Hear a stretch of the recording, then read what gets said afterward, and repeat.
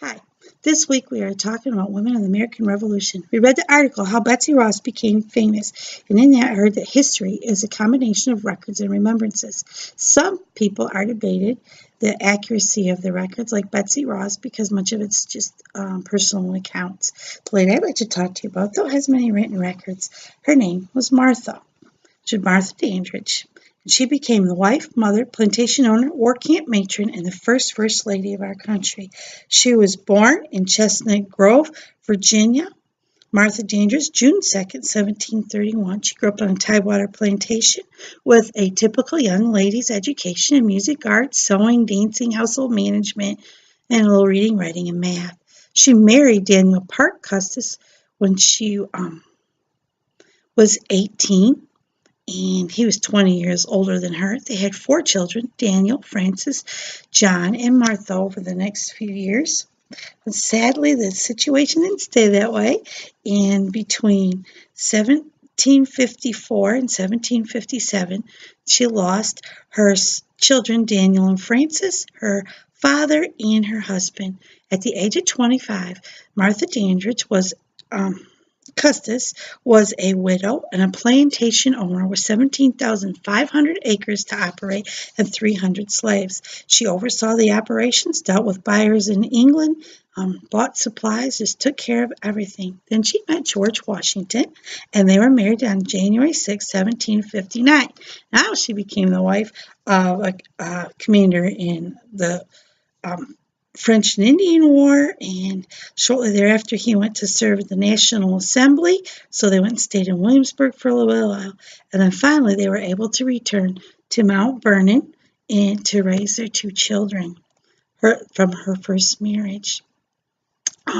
Though in a few years her daughter died as a teenager from a seizure. And so then it was just her son Jackie, though.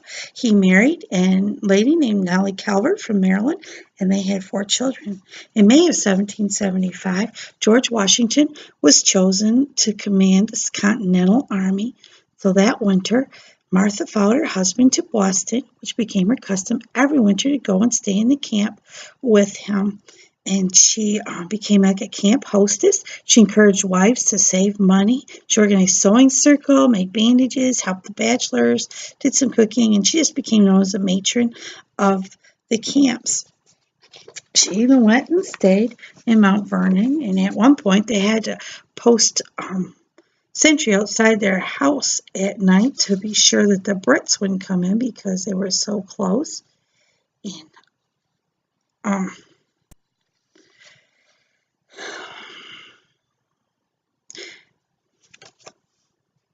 in 1781, her son Jackie died, so Martha and George Washington took in their 2 youngest grandchildren, Eleanor and George, to raise.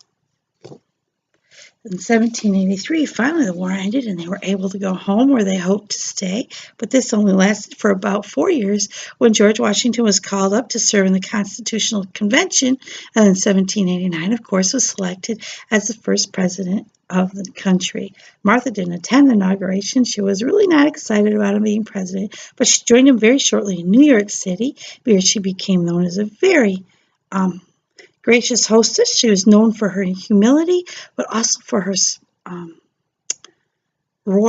royal type affairs. She and her husband were trying to set the standards and build the relationship between the United States and other nations. Her husband was reelected, of course, for a second term. They did move to Philadelphia, which was closer to home, and she liked that better.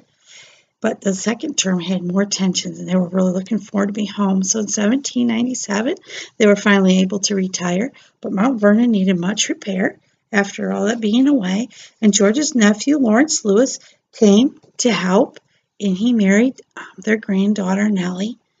But the happy situation didn't last long, because in 1799, November, George Washington got a cold, and he died on December 14th.